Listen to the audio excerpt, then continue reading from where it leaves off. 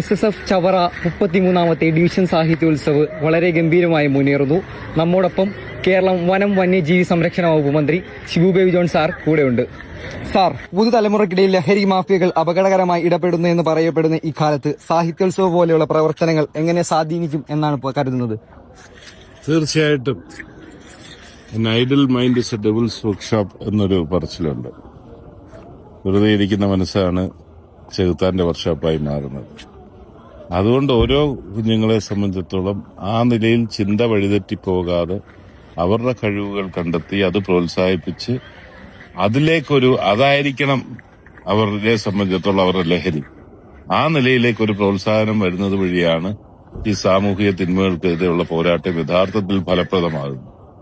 ആ നിലയിൽ SSFന്റെ ഭാഗത്തുനിന്ന് ദീർഘകാലമായി പ്രവർത്തിക്കുന്നു. തുടർന്നും ഇപ്പോൾ ഉള്ള പ്രവർത്തനം ശ്ലാഘനീയമാണ്. അവർക്കെല്ലാ അഭിനന്ദനങ്ങളും നേരുന്നു.